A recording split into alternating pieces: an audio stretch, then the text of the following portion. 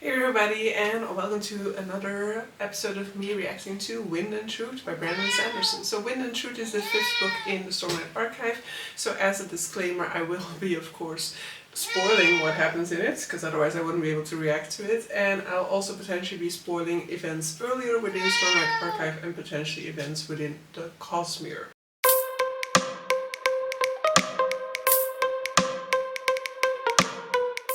But so, we are reacting to chapters 12 and 13 today, and Buffy has been in such a complaining mood all day long. Yes, just come and sit on my lap, that's fine. Come. Yeah, come. Jesus. Alright, whatever.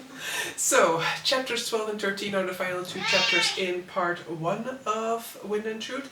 And I think I said in my previous reaction, or I maybe didn't even say it, but I was kind of forgetting again about the fact that we have a different structure this time around. And so it is now structured in terms of the days leading up to the sort of like final confrontation. However, that means that there will be 10 parts, whereas in previous books there's always been just like 5 parts. So I'm not as far into Wind and Truth as I thought I was, because I was like, whoa, part 1 is already over?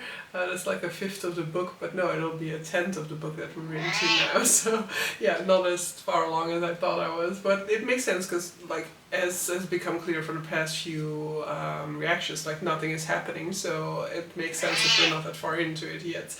But so yeah, in chapters 12 and 13 we really have the final setting off of Cal, so we basically see a lot of him saying goodbye to people. So first off, in chapter 12 we see him saying goodbye to Bridge 4, and we have like a little bit of a celebration for Lane bonding to his friend in the end, which happened of course in book 4.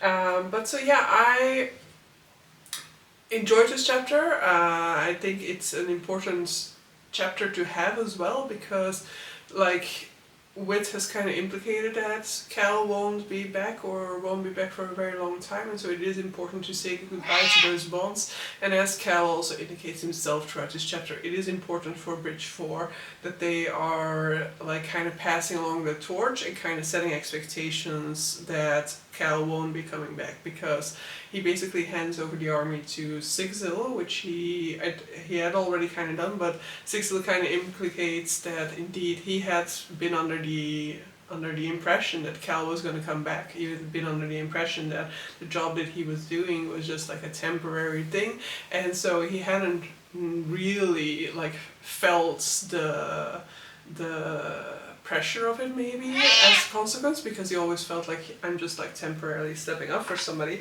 However, this will also potentially change some of his decision making, I guess, because you know, as if you're expecting to only temporarily hold a certain position, then you're not really thinking ahead of like, where do I want to see this crew in like a year or 2 years from now. You're not really planning for the long term, and so I do think it is very important for Sigzil to finally like feel like he is the real commander now, and he is the one who has to make things happen, while at the same time I love that he's also feeling the support of his colleagues for that. You know, he has the support of Scar, he has the support of Lopen there, and he is very much intimidated by this new sort of like position that he'll have to take on, but he also knows that he can always rely on sort of like the guidance of some of his oldest friends without that potentially, you know, like impacting his authority within the crew. And I love that we just see a little bit more of this sort of like camaraderie between the different members of Bridge 4, and we finally see Cal get his tattoo, so he finally has his scar kind of like covered up, or I don't actually remember, did he lose his scar, or, because I kind of, part of me wants to say that now, but maybe he didn't. In any case, if he did still have it, it is now covered up, and if not, then, you know, he's now a full-fledged visible member of Bridge 4, because he has that matching tattoo with the rest of them. But so yeah, I enjoyed that sequence. I enjoyed watching the crew back together, but there had to be this one negative again.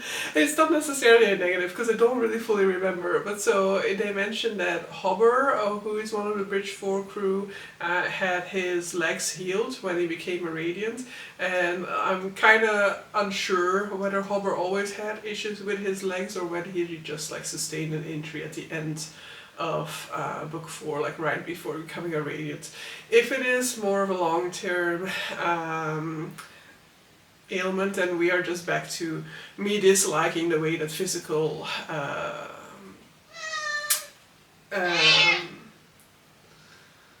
disabilities are handled within Stormlight Archive, and it's just another example of me being like, yes, of course Hobber is happy. He's happy to have his legs healed, you know, like if you can fully heal me and everything in my body works at 100% again, then of course I'm going to be happy about that.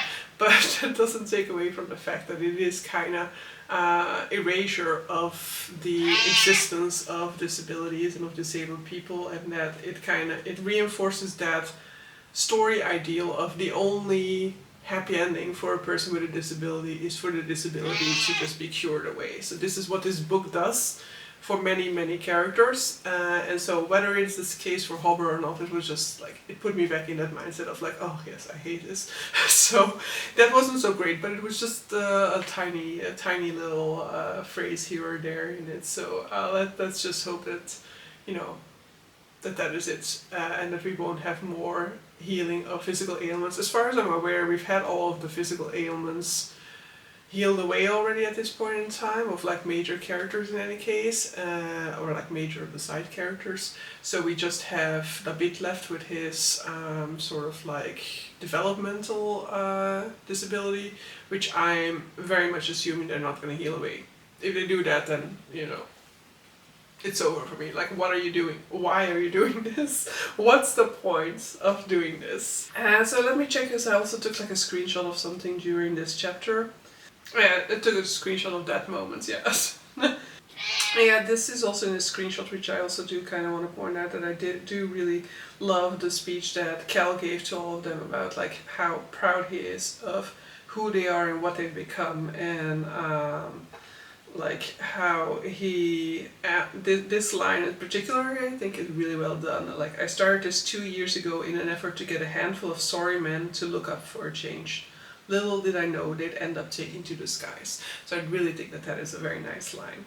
And then we move on to a Shallan chapter, but it is like a Shallan Kaladin chapter. It does kind of interchanges between the two of them, and then we have Shallan arriving at the Oath Gates that connects to Aasimar in order to kind of cross over and warn everybody that an army is on its way. But when they arrive there, they the two sort of like spren at the gates are basically indicating like, yeah, sure, we'll let you pass, but we won't block the gate for the army that's coming, because basically we are no longer like solely on your side. And so they notice that they've been like corrupted, you know, like what is corrupted? Are they really corrupted? That's my point here as well, like, because the way that the Spren talk about it makes you feel like, you know what, they're not really corrupted, they are actually freed, which is how they see it, and they, if this is correct, and they have a point there, you know, like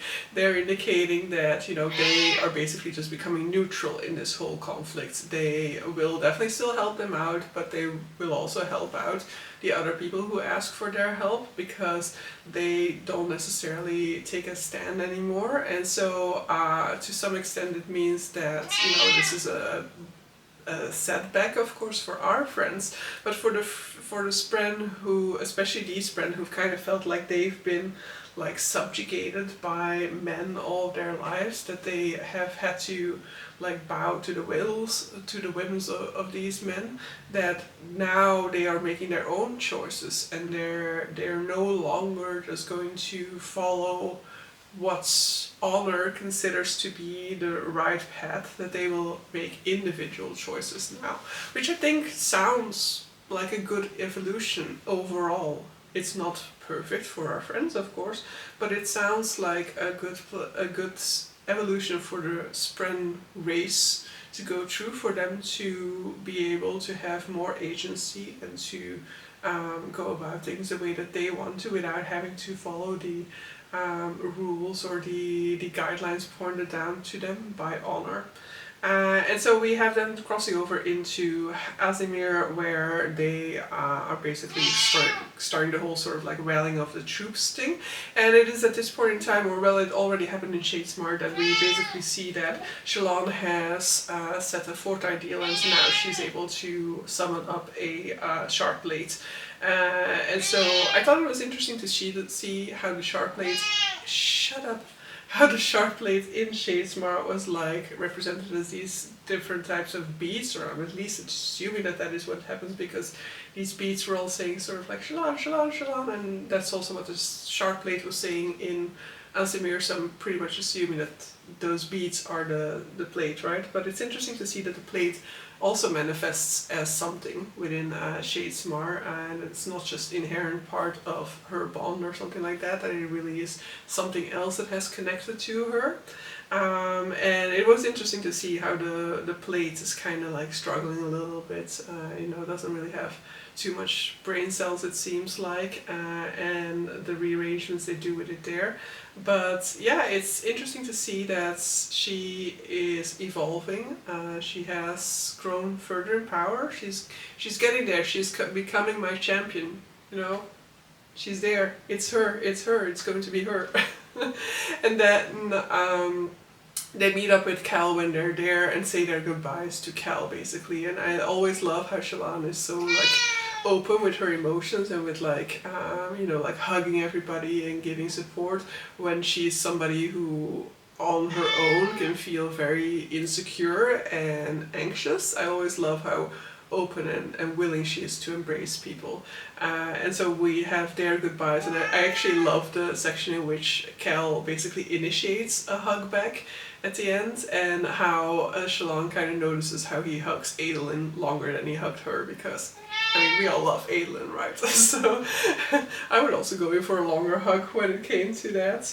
But so they say goodbye. Shallan conjures up her shard blade in order to initiate the transfer, and lo and behold, it is Testament who appears in Not pattern.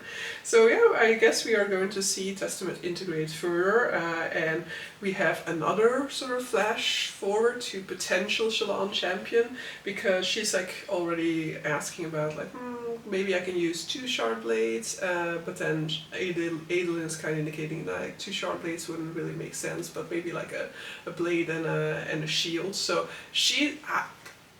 this is another case where, like last book with the beat and the sibling, I'm going to put it so much into my head that I want it to happen that I'll be so disappointed when it doesn't. So if Shallan is not a champion at the end of this book, if it is Dalinar after all, I'm just gonna be like, what?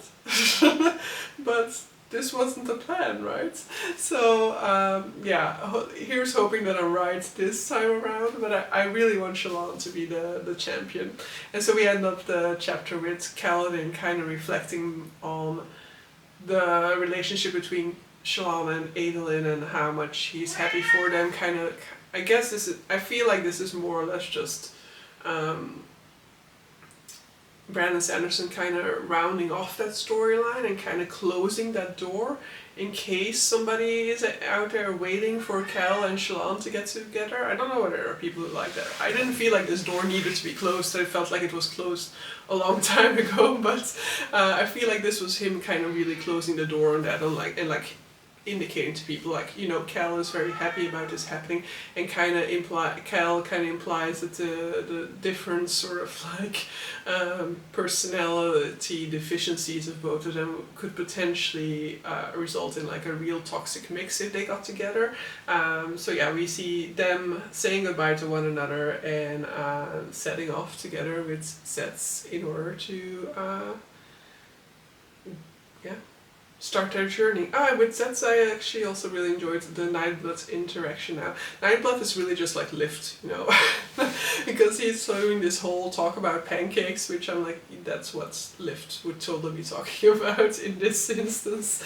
But so yeah, I did enjoy these 2 chapters. I think that they were like sort of like nice chapters to kind of end this part on, and like to really indicate to us that like next part will finally be moving. But indeed, I had forgotten the whole thing being like it's structured by days, so it makes sense that the entire first part was just like saying goodbye to Outtro, because you know like it's taking place very chronologically, whereas in previous parts you could kind of skip over more sections of time, I guess, whereas now you have to kind of stick to the real life chronology a lot more, which I don't know whether that might end up working against it, because as indicated throughout my reactions here, a lot of times I was feeling like the story wasn't really moving forward, and so if each one of these parts is going to take like quite a lot of time, then I need more things to be happening in it for it to feel like a full day, or for it to not to feel like a full day, for it to feel like you've filled a day, you know. Whereas here it's of course due to the nature of departure and like closure. But it really felt a little bit drawn out, and so I'm hoping that this day-to-day structure isn't going to actually work against the books, and that it's just that Sanderson decided to take his time with the leave-taking at the beginning of the book, and that he'll be able to fill in the pages more significantly within the next parts. But so yeah, I'm excited to go into interludes. I'm wondering who we're gonna get for interludes. I always love the interludes a whole ton, and so yeah, I'm interested to see what will be happening in those. But but one final thing that I need to indicate as well is that in the beginning paragraph of the first chapter, so the epithets, we got an indication that Syl is not the scribe for Knights of Wind and Truth, because the writer indicates that they were not there with Cal on his part of the journey, but that they will kind of like do their best to transcribe what happened to them. So maybe Syl just kind of like took some notes and then somebody else took over, but that's kind of reinvigorated the idea of like, okay, Syl is not the author of Knights of Wind and Truth, because you know she will be there because Cal is there, so she will be with Cal, and like even if we get like a third, would that be the third time that Syl and Cal are split from one another? I think so, right? Even if we get a third thing like that, which I don't think is very likely, then she will have still been there for at least part of it, right? But so yeah, that's going to be it for this reaction. Hope you guys enjoyed this video. Let me know, once again, who is your champion. And see you guys for the next one. Bye!